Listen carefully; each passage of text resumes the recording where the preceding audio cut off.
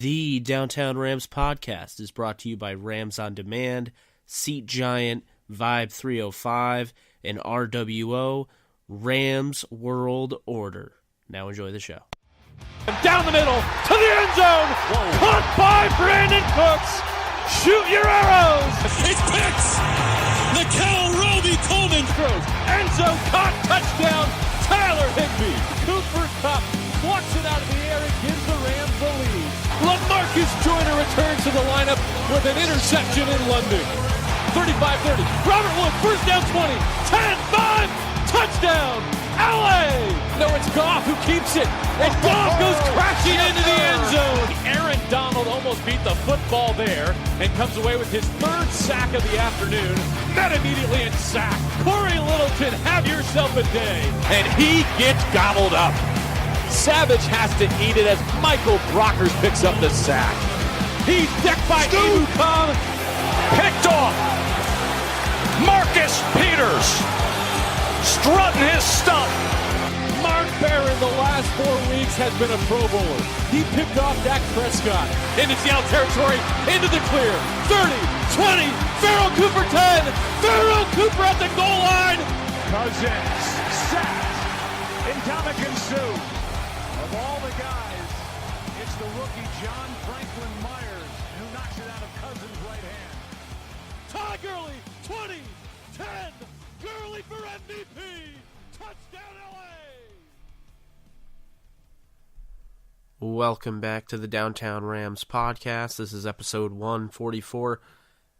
Nice to be back. It's been quite a rough ride, with the whole technical difficulties. I'm sure you guys have seen on Twitter, Facebook, Instagram, wherever I posted it, Discord channel. I had some serious technical issues. I don't really know what was going on. I called it the technical plague because, quite honestly, it wouldn't go away.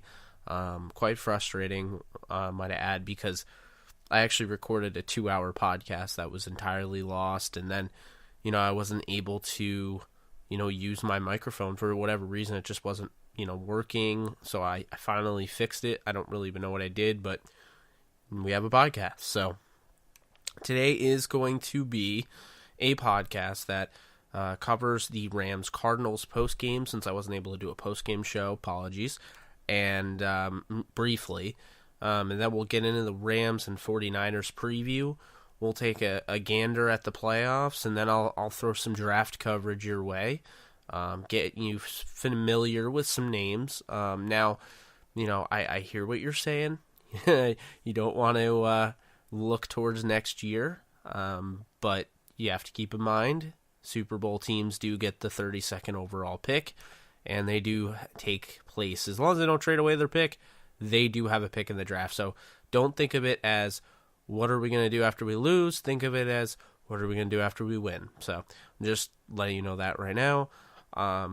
Before I get started, just be sure, if you like what you hear, be sure to review and subscribe on iTunes. I see a lot of you are on iHeartRadio. You're listening to me on Spotify, all sorts of places. We're pretty much everywhere. So wherever you're doing that, just be sure to leave a review. I'm not sure how all that works. I just know iTunes is kind of the big boy. We're at 138 reviews, 5 stars, so really appreciate everyone that's done that. Also wanted to let you know we are giving away some items. So last week we started really doing that. We gave away, I think, 4 different items. They were all Downtown Rams hats, and we gave those away.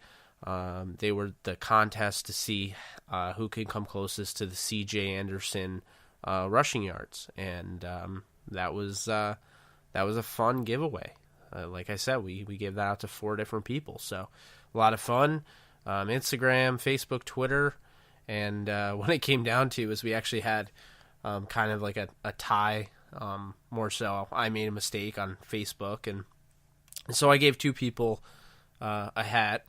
But yeah, if you guys want to order those, we actually have a link on our website, downtownrams.com. It's actually going to be on Zazzle.com. We have our own site, so you can order all the Downtown Rams merch you want. Links will be provided in all social media outlets, as well as I do want to give a shameless plug to the Discord channel, because pretty much today after I got home from work, I spent some time on there, talked to some nice Rams fans, and, it's open.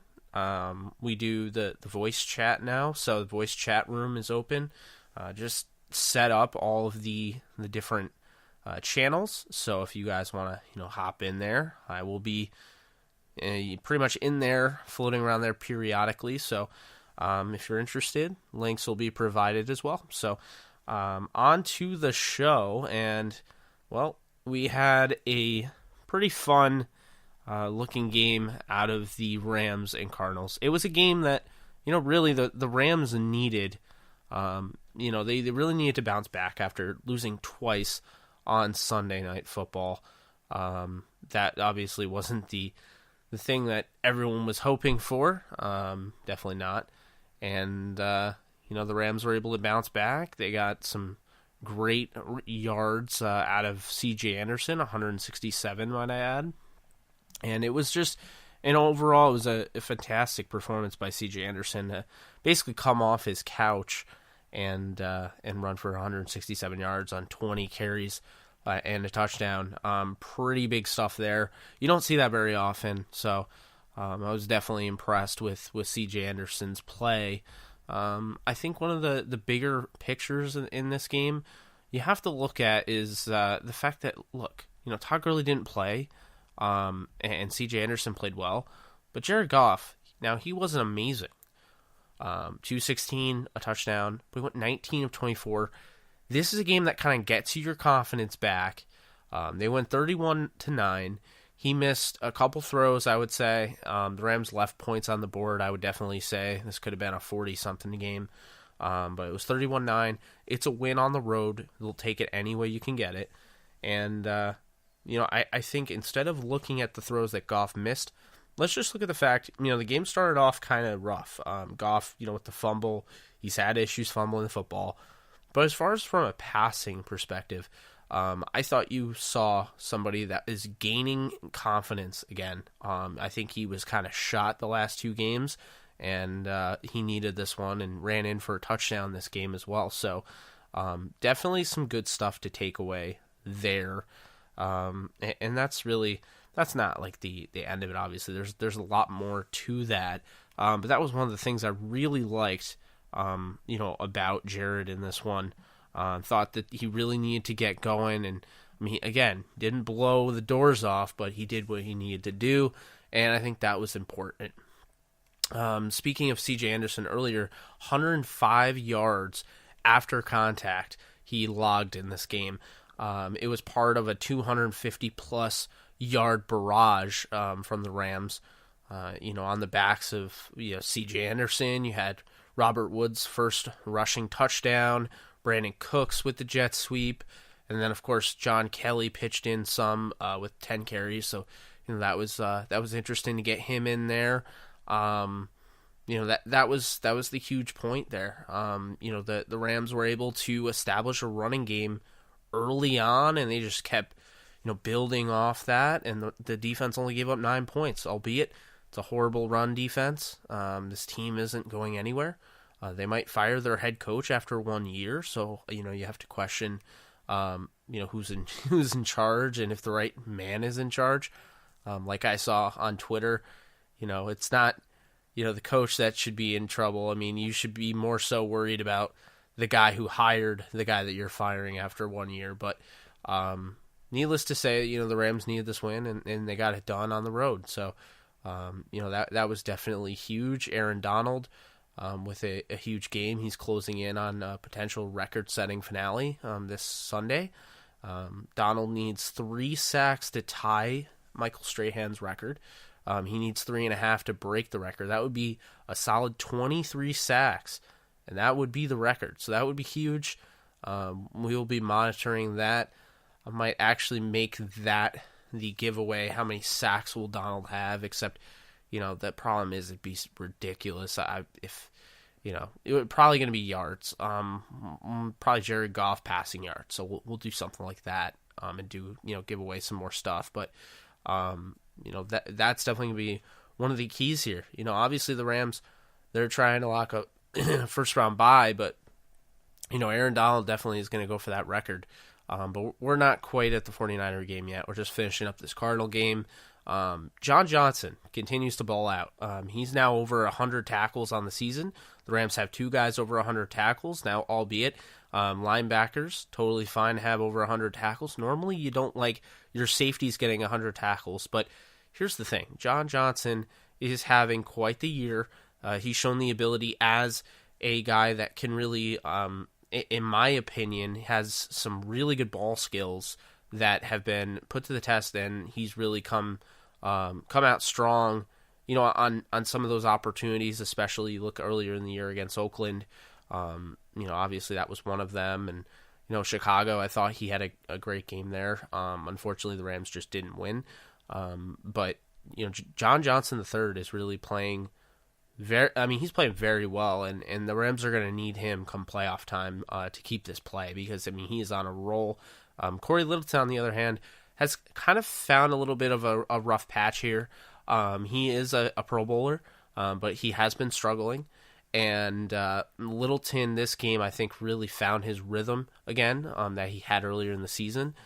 He was very sharp in coverage, and as a tackler, I always feel like he's one of the better tacklers on the roster.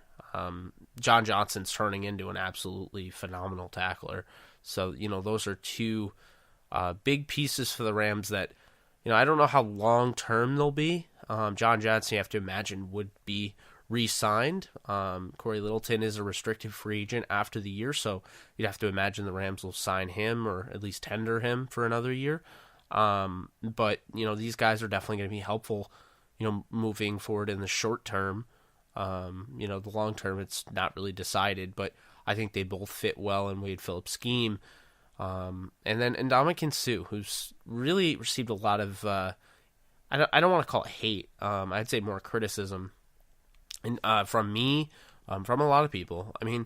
The fact of the matter is this: when you have Aaron Donald and he's getting triple teamed or double teamed, someone is having a one-on-one matchup between their man on the offensive line. You're not getting double teamed. There's no excuse. You have to win that matchup.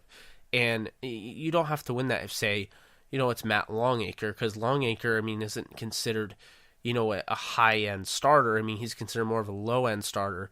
He's good enough to, steal a play here and there, but, going up against like a Trent Silverback Williams at left tackle, or, on the outside, like Lane Johnson at right tackle, like somebody like that, he's going to struggle. Whereas I just feel like Ndamukong Suh should win that matchup. And he's struggled this year, but Ndamukong Suh really played well. You saw a lot to like out of Suh. First and foremost, he was pressuring the quarterback. I thought he did a nice job of kind of being a nuisance for young Josh Rosen. And Ndamukong Suh finished with 2 PDs, so he passed defense 2 passes, 2 that were batted down. He had 2 hits on the quarterback, a tackle for a loss, a sack, and 5 tackles. I just really liked the way he played, and I thought he deserved some praise. It's one of those things where, he's probably, I don't know this off the top of my head, but he's probably not coming back after this year unless he takes a major discount. The Rams are kind of feeling things out, trying to find that perfect defensive personnel for Wade Phillips. And I'll be honest with you, I think Suh took a step back, but this was a good game. This was a game that, he really needed. I like the way he played in this one. And I'll just say this, for people that make, they jump to quick conclusions. We saw earlier in the week, or rather, I think it was the other day, just yesterday, this video leaked or new video angle, whatever. It was showing Ndamukong Suh eye gouging Larry Fitzgerald, and Fitzgerald wasn't having any of the slander that Suh was getting, so he went on social media on Wednesday and basically was like, Wednesday, and it was like, that was all a joke. I was pulling his helmet or whatever, and first off, thank you to Larry Fitzgerald, because one, that irked me, how people jump to conclusions right away. Look, I get his history. I know you want to send me those gifs where he's stepping on Aaron Rodgers' leg. I get that. But let's not get somebody in trouble for not really doing anything. I saw the Larry Fitzgerald video, and I was kind of like, I remember watching that in real time, and I didn't really think anything of it. It just seemed to me like they were horsing around, and sure enough, they were. So let's not jump to conclusions. Let's not get people in trouble for something they haven't done yet. And that's all I'm going to say on that front for Ndamukong Suh. The next one, the Rams, they left points on the board in a 31-9 win. Again, you'll win games however you win them. You'll just take a win, especially on the road. But, I don't think the offense is still there yet. I'll tell you right now. Cooper Kupp is a reason for it, but he's not the main reason. I want to make this very clear, because I think it's very quick to look at, who's not on the roster, and then decide, based on that, why, your team is struggling. But, the thing is, the Rams were playing fine without Cooper Kupp. That's not the issue. The issue is not just Kupp. It's the fact that, look, you're now moving Brandon Cooks into the more so the Robert Woods role. You're moving Josh Reynolds into kind of the Brandon Cooks role, and then you're moving Robert Woods into the Cooper Kupp role. While they're all interchangeable, that's really what's been going on. And the thing is, I look at it, and I mean, Brandon Cooks isn't really playing that deep threat role, and that was one of the reasons why I felt like the Rams did lose to the Eagles. Now, they lost by a touchdown, and you can make the argument they scored a garbage time touchdown to make that even possible, and at the end they ended up actually making it possible. But the Rams didn't utilize the fact that the Eagles really were burnt in the secondary. I mean, they have a lot of injuries that they're overcoming, and they didn't really stretch the field with Brandon Cooks. And, albeit Jared Goff wasn't playing at his best, and I totally get that. Like, trust me, I totally get that. But, at the same time, it's like you gotta test the field. I mean, you gotta stretch the field with your 4-3 guy. That's why they got Cooks, and I felt like multiple times they missed out on that opportunity. They treated it like they were playing the Bears, defense. And to me, that hurt them. But the reason I'm saying this is because since Cooper Kupp went down, Brandon Cooks hasn't really stretched the field like he's used to. And I think that's kind of an issue. They don't really use him much as a deep threat. And, the thing is, I'll say this right now, I don't think the Rams could win a Super Bowl without Robert Woods. I think the Rams can win the Super Bowl without Cooper Kupp. And Kupp's great, but Woods is something that nobody else is on this roster. He's a top-notch blocker. He's got excellent form. He's been doing it since his days at Buffalo. That's why they liked him. They just didn't use him in the passing game.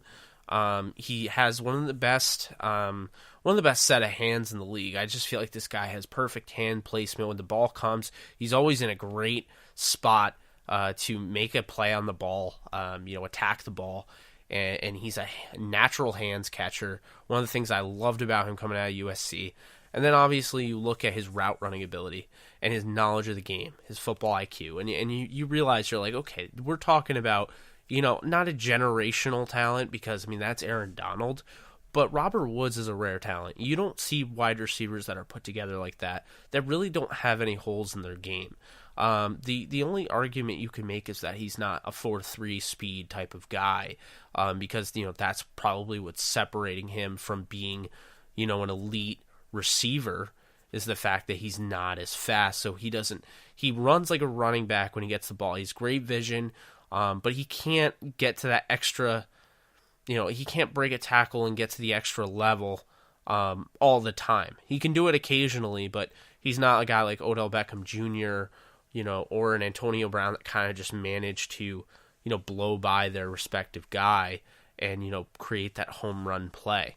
That's really the only thing that I would knock Woods for, and that's not really even his fault. I mean, you are what you are. I mean, I will say this: Antonio Brown ran a 4.6, worked his way all the way up to a 4.3. I don't really know how you improve upon, a 4.4, like a late 4.4 on that. I mean, that's fast. So, Woods is just missing that extra gear, and that's totally fine because, I mean, he is going to be the key.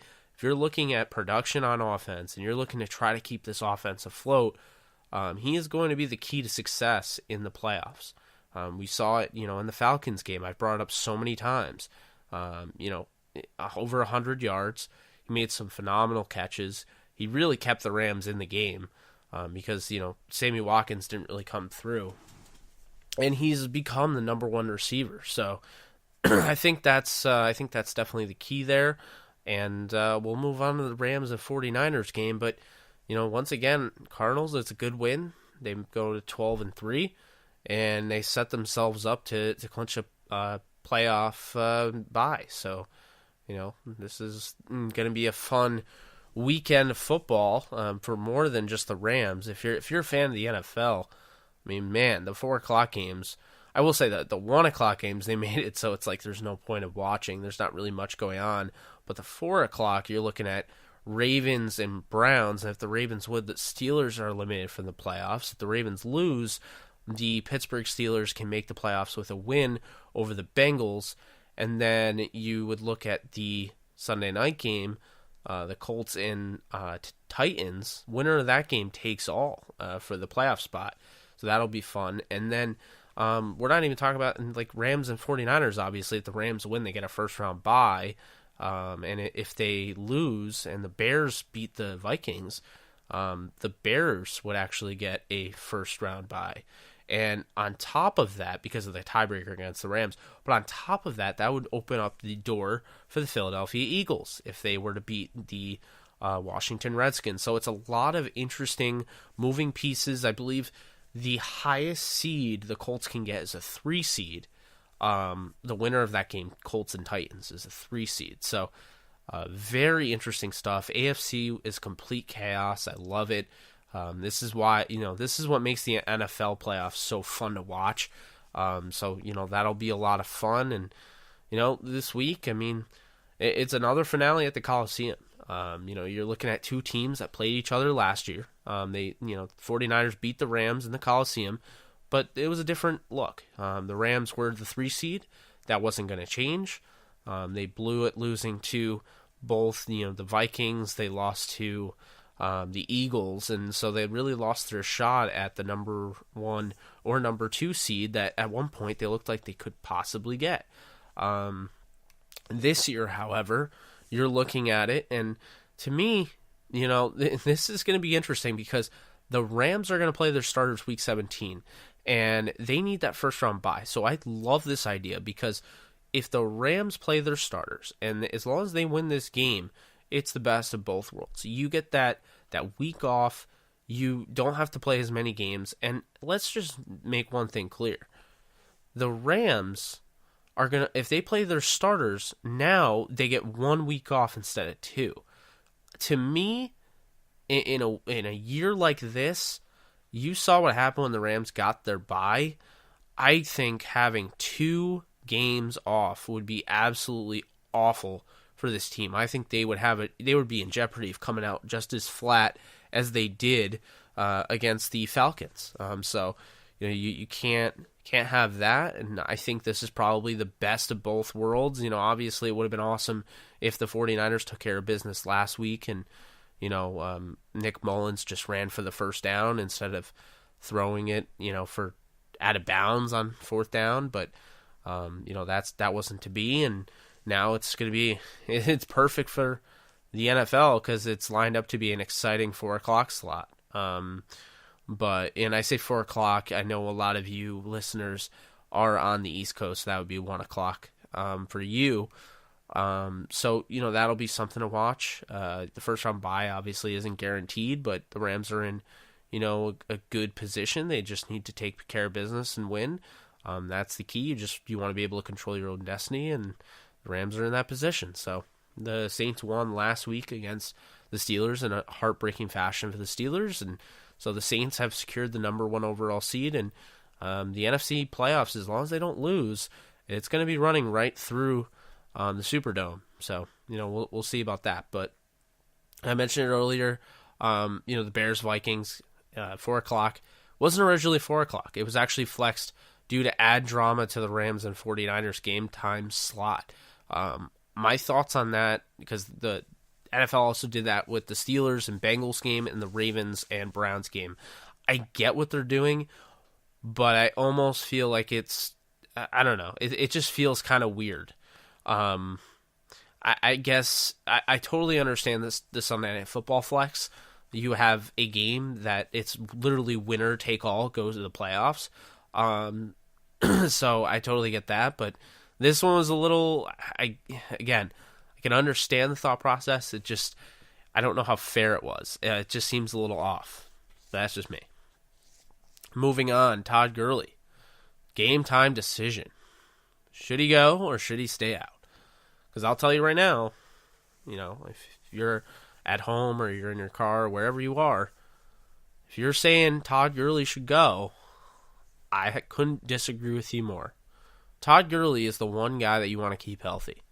Absolutely. You want to have all the stops. Keep him healthy. He can win you the playoffs. He can win you a Super Bowl. This team, albeit it was against a bad run defense, and I can't stress that enough against Arizona, but the way this team called that game, the way Sean McVay called that game, that is the recipe to beating any team in the playoffs. Seriously. They controlled the clock. They controlled the ground game. They opened up the ability over the passing attack through play action, got Goff's confidence back. They weren't really able to do much play action the week before. So Goff's confidence was back. They had a great running attack, a guy that was running through arm tackles left and right, was able to, gain more yards than, many expected. And then it opened up the jet sweep. And so what the jet sweep does is it really keeps the linebackers honest, because if you have Robert Woods going in motion, well, the last play, last time he did that, he got the ball and ran for a touchdown on us. So, you always have to keep the defense honest, and what that does is really get the linebackers, really picking which direction they're going to commit to. And if you commit too hard, even one misstep can really kill you. So, the Rams, once they allow that run attack to really take off, they're really hard to beat. And if the defense plays as well as they did last week, the rest of the year, if they play the way they did against Arizona, no one will beat them. And that's not even their best defense, but it's one of the best defensive performances of the year. So, we'll definitely see on that end. Gurley, speaking of Todd Gurley, he is one rushing touchdown away from tying Eric Dickerson's franchise single-season record. I still wouldn't play Todd Gurley. I think you saw so much out of C.J. Anderson and John Kelly, for that matter, that I don't think you really need to worry about that. You want to make sure Todd Gurley's healthy for the playoffs. He's got 2 weeks. He actually will have 3 weeks to prepare. Some might say that's too much, but then you'll have him. So if he's flat, you can go with C.J. Anderson, and then just kind of bring him in slowly. I wouldn't be against them playing him, starting him, but doing it moderately to just make sure he doesn't sit out for 3 weeks and make him that stiff. But I don't know. I think you really should give Gurley another rest, because you want to make sure he's fully healthy before you send him back out there. If he were to get hurt in this game, it would be a disaster. So that's my thought on that.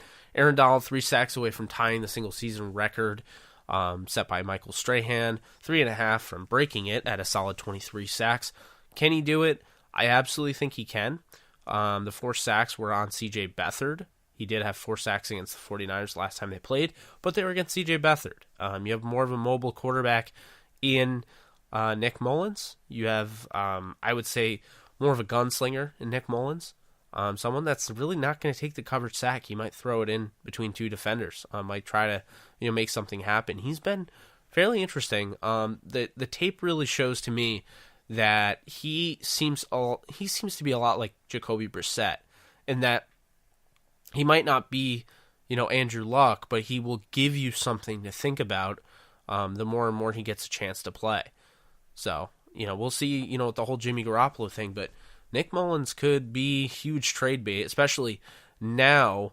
A team might want to take a chance on Mullins, try to develop him now after seeing Justin Herbert in the draft's number one quarterback, in my opinion, and many others. He's staying in school. So it makes the draft a lot weaker, and I think you're going to see more trades. And, the 49ers, they drafted Beathard in the third. Mullins is a, undrafted free agent. And Jimmy Garoppolo is a $135 million man. So, I just don't know if you can't give up on him because Mullins played well. So I think you might have to trade Mullins, and this is probably the year to do it with a weaker draft class.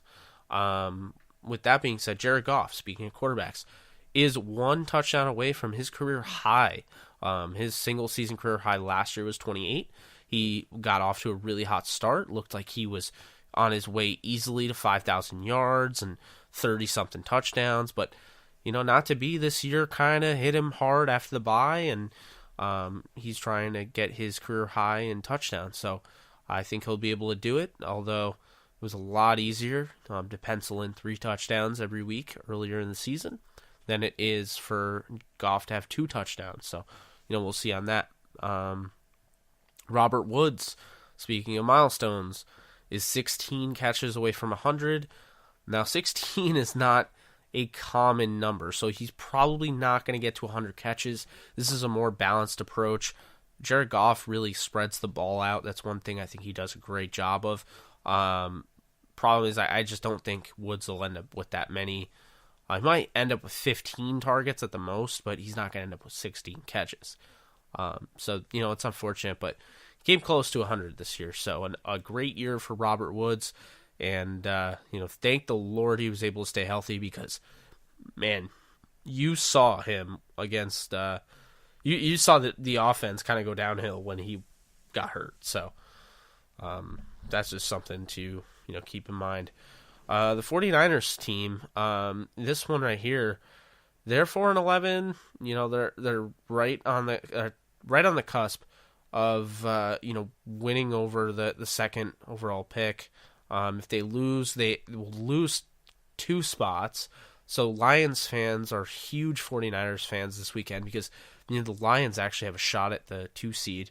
Crazy enough. So. With that being said, the 49ers have won 2 of the last 3 at home, but they're winless on the road. And, to me, I just think, you gotta factor that in. They're winless on the road. And they've won 2 of the last 3 at home against decent competition. I mean, you're talking about Seattle, you're talking about Chicago. They lose by 1 score, and really they should have won that game easily at the end. The Bears without Eddie Jackson just didn't look the same, and then they beat Denver. So I definitely think the 49ers found something. Obviously I think Kyle Shanahan's a great coach, and I think they did find something in that 3-game homestand, but I think going on the road, I think it's not going to be a total letdown, but it's not going to be as competitive either, because I do think they'll run into kind of like a switchblade performance by the Rams, and I think the Rams will take care of business. The last time the 2 played, the Rams won 39-10 on the road. So I think at home, I think, regardless of who starts at running back, I just think you have to look at, C.J. Anderson as somebody that is probably going to, log at least 15 carries. If Todd Gurley does start, he's not going the entire game. So I think, the Rams might go with that more balanced approach and maybe more run heavy. I think it's almost as if they're giving something a shot that they might switch to in the playoffs. They might be updating their offense, and albeit they can really heave it down the field when they want to. But this is a team that I wouldn't be surprised if they went more run heavy in the postseason. Playing against those more gritty teams. Having C.J. Anderson's going to be big. So, Todd Gurley, obviously, that just on the ground, if Todd Gurley gets going, it's going to be hard for you to lose. So, that's something to say. And then obviously, if you have that much confidence in Wade Phillips' defense, then running the football makes a lot of sense. So, we'll see on that. I think this game's going to go pretty simply. It's going to be a Rams win. It doesn't have to be, a breakneck game or anything like that. The Rams don't have to score 70 or anything like that, and they won't. Quite frankly, I have the utmost respect for Kyle Shanahan and what he's done with the 49ers to win some of these games where, talent-wise, they're not really there, but they get it done. I think having guys like George Kittle, Dante Pettis, obviously they'll have, Jeffrey Wilson's been playing as well as Matt Breida. I think, with the way Nick Mullins has played, I think the 49ers are bound to score a little bit. But I think it will be somewhat of a blowout. I have the Rams winning 37-13. I think the Rams take care of business. I think Jared Goff has a nice performance. But once again, C.J. Anderson kind of carries them into the playoffs on a bye, and I just don't expect Todd Gurley to go. I think this is one of those, one of those things where, it's a coach that wants to say, give this guy a game time decision, kind of to spring it up on the defense and make them have to change their approach. I mean, when you prepare for Todd Gurley and you get C.J. Anderson, that can be a buzzsaw. So I do expect that to go that way. My prediction, again, is 37-13. And my top performer, I'm going to go C.J. Anderson again. $145 on the ground, 18 carries, and we'll say 2 touchdowns. So I think they're gonna keep going with him and try to get him ready, game shape for the playoffs. And I think this is really going to help the Rams. This C.J. Anderson signing was a gift. So I wonder, if C.J. Anderson ends up, continuing to play this well, you're going to be looking at a similar back situation as like the Philadelphia Eagles had last year, because they had Ajayi and, Corey Clement that really showed up in the Super Bowl. And, I think you're going to have something similar to that where, obviously Todd Gurley is your starter, but you're going to use C.J. Anderson in situations and maybe even John Kelly, and defenses are going to have a hard time trying to stop you because, they're trying to stop one style of running, Todd Gurley, who's become more of a speed back and an elite back and, do it all. And then, John Kelly, who's more of like a quick one-cut guy who has a decent amount of power.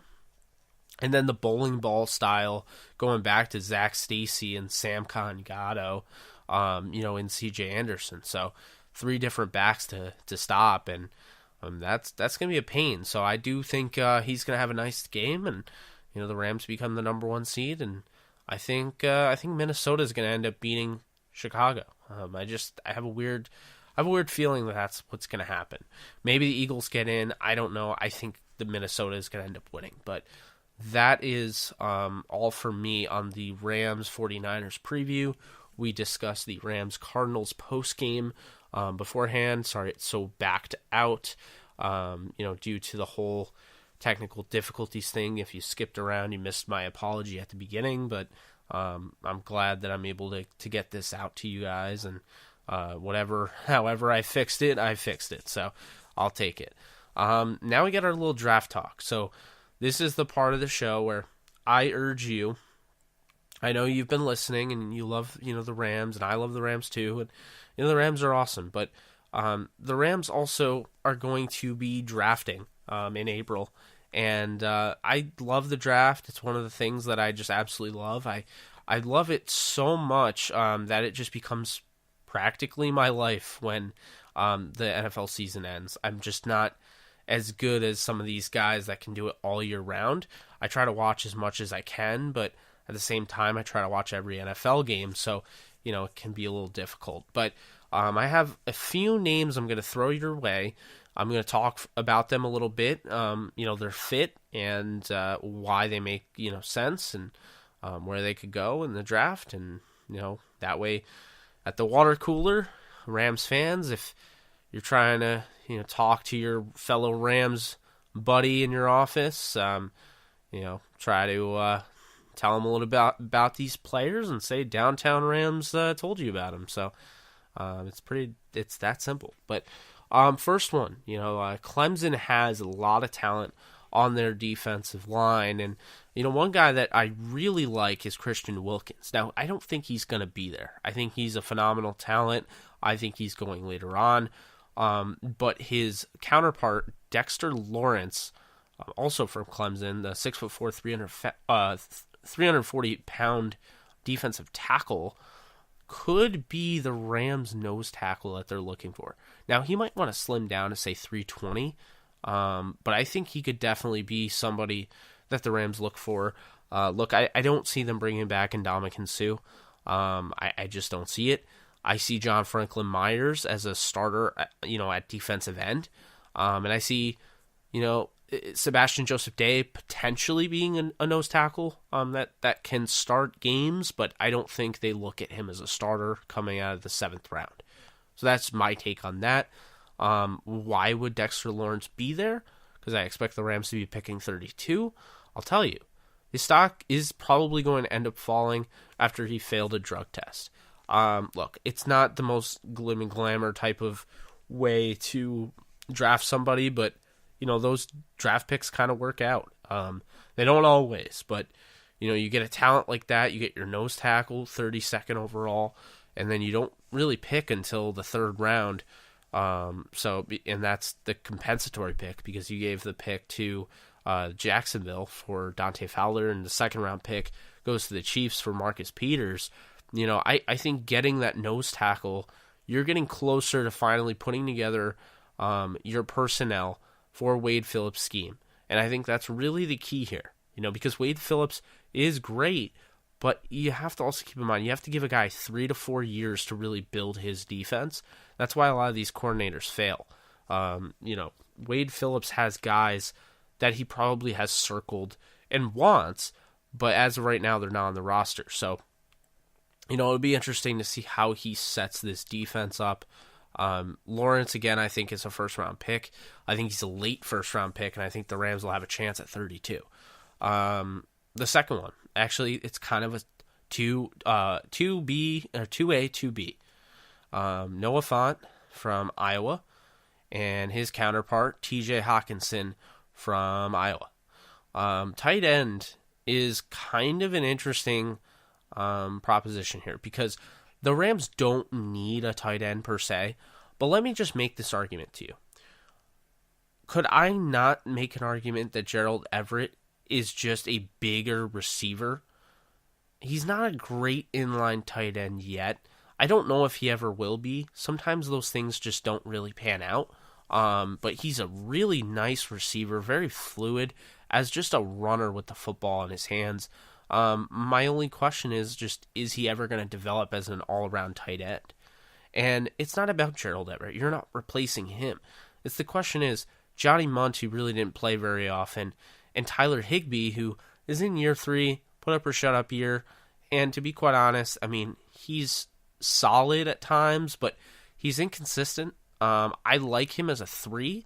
I think you could demote him without cutting him. I think you could demote him and then probably move Munt to the practice squad or cut him outright because TJ Hawkinson and Noah Fant, I think they'd be, a number 2 opportunity. Hawkinson's more of an all-around, tight end, kind of a longer-limbed guy, not really quite George Kittle, more so CJ Fedorowicz, another guy that came from Iowa. And then Noah Fant is really just the all-around receiver. So essentially you would be sacrificing that blocking ability, and you would just roll with Noah Fant and Gerald Everett. Now, in this case, I think Fant is a top 15 tight end, so I don't think he'll be there for the Rams, and that's okay. because I do think TJ Hawkinson will, and I really like his all-around ability as a tight end. He needs to get better as a route runner, but I think he has solid hands. I think he shows great physicality at the point of attack, and I think when you look at him, he embodies everything that I personally love about Iowa football. I'm not even an Iowa fan. I turn on the tape with these prospects, and I always come away, very impressed with their toughness, and just their overall, consistency blocking. And TJ Hawkinson has that. So I think if you put Hawkinson next to Gerald Everett next year, I think you'd see improvement, rolling with the two tight end set. Now, moving on. Nasir Adderley. If you haven't heard his name, he's kind of flying under the radar. There's a couple guys. I believe the first one I saw it, I watched, or I read a mock draft by a friend that I met in Mobile, Kyle Krabs from the Draft Network. And he was basically saying how Nasir Adderley was kind of, rolling under the radar, but he had great tape. And Dane Brugler of The Athletic liked him a lot, and that's the guy who really started talking him up. So I'm going to jump on this bandwagon. I watched some of his film, came away very impressed. He's from Delaware, smaller safety, 5'10", 5'11". Doesn't really matter to me because he's physical. He can replace LaMarcus Joyner. The Rams aren't going to pay him more than 11. They're probably not going to pay him anywhere near 11. He had a down year, quite frankly. I think he is going to get paid somewhere else. There's a lot of cap space to go around. When you talk about teams like the Jets and the Colts, there's no reason the Jets should really go out and get another safety. But the Colts could definitely consider that because they have Malik Hooker, and then they could go with Matthias Farley and replace him. But that's probably the only two fits. And bottom line is, if LaMarcus Joyner comes back, he's going to need to take a serious hometown discount. I don't see it happening. Once again, Adderley, physical safety. I think he's got some unbelievable range. It's not elite. It's not Eddie Jackson level, but it's just a tad below that. And when you talk about somebody that has the versatility to play single high, play in the box, and even move into the slot as a slot corner, I think that adds extra value. The last time the Rams drafted a guy like that, he didn't quite have the speed, the athleticism. I won't say the athleticism, but he didn't have the speed or the overall range. But it was John Johnson. This is a guy that they talked about. Great tackling, can play single high, can play in the box, and he can play as a corner. Now he still hasn't been used as a corner, but it's kind of the same deal. Adderley is looking at a late first-round grade, but I can already see this kid flying up the board once he hits once he hits the combine, as long as he's invited. So that'll be interesting. Delaware safety, remember the name, Nasir Adderley. So the Rams could definitely look to go after him in the first round, I would say. At this point, I would say he's a first-rounder, maybe early second, but I would say late first. All these guys are pretty much first-rounders. TJ Hawkinson's probably an early second, so the Rams would probably have to trade out of the 32nd spot and maybe acquire 2 second-rounders, which I think is ultimately what they would consider doing. The other one is Tyler Biadasz. I don't really know how to say his name, but he's the center from Wisconsin, old school power run scheme center. He would replace John Sullivan immediately, the weak link of the offensive line, in my opinion, and I think Biadasz would be an awesome pickup. Problem is, you have to worry about, is he going to stay another year?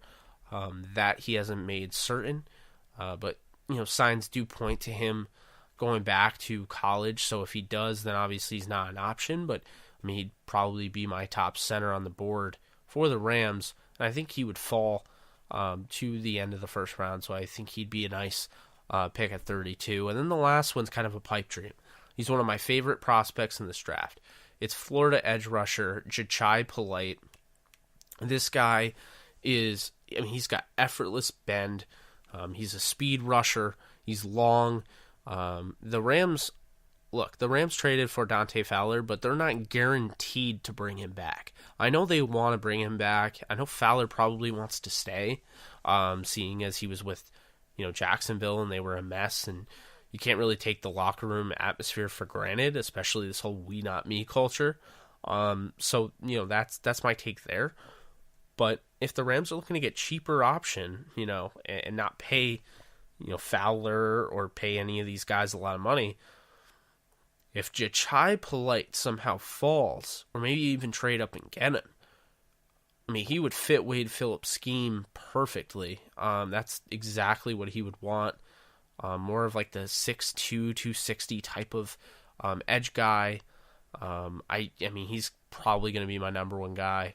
I know everyone loves, Bosa, Nick Bosa, and Ed Oliver. But as far as favorite, I think he is one of my favorites. And Adderley, the guy I mentioned earlier, is really starting to get up there. So the Rams will have options. These are just some guys. I think every podcast now, until draft time, I'm going to throw, say, probably at least 3 names, and we'll do a draft talk segment. So that's going to do it. Hope you guys enjoyed. This has been the Downtown Rams Podcast, episode 144, and I appreciate you guys so much for all your enthusiasm in trying to get another podcast sent out. It means a lot that you guys want to hear me talk so badly, and I hope everyone had a great holiday. Celebrate Christmas, Hanukkah, Kwanzaa, whatever you celebrate. I hope you had a great holiday, and I hope you have a great New Year. So I will be back to give you a little playoff preview.